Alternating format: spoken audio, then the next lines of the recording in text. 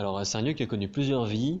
Ça a d'abord été un lieu de fabrication de pneus, le Joint Lyonnais, puis un lieu où des trams étaient fabriqués et réparés. Ensuite, c'est devenu un campus universitaire. Et maintenant, c'est un lieu qui est rentré dans l'économie du XXIe siècle, avec des entrepreneurs du changement, des associations, des ONG, le 107, les petits plus que vous voyez là, un espace de restauration. Elles ont un impact social ou environnemental positif. Et elles ont une gouvernance responsable. C'est ça, c'est un lieu de coworking où on préfère dire un lieu mutualisé, puisqu'ici il y a même des organisations qui ont 5, 10 salariés ou plus, d'autres qui viennent seulement quelques heures par semaine dans l'espace de coworking. Et elles viennent ici travailler ensemble, travailler en synergie, et puis voilà, participer à l'énergie du lieu.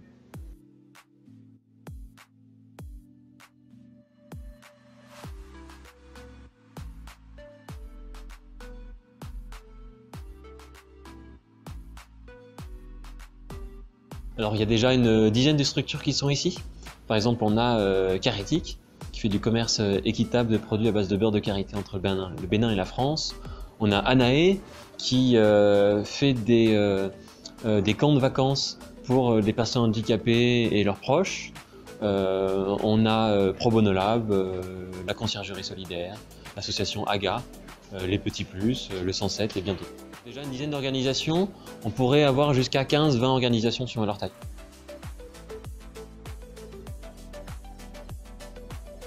On va continuer l'aménagement du lieu. Donc là, ces jours-ci, on est en train d'installer les plantes. On va avoir bientôt un restaurant-boulangerie qui va s'installer aussi au rez-de-chaussée.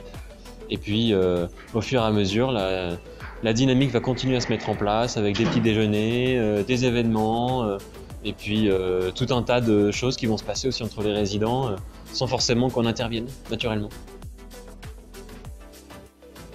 Alors, il suffit de nous contacter et puis on organise tout simplement une visite. Vous pouvez aussi venir à un de nos petits déjeuners ou déjeuners partagés entre les résidents qui sont ouverts à l'extérieur. On sera ravis de vous rencontrer.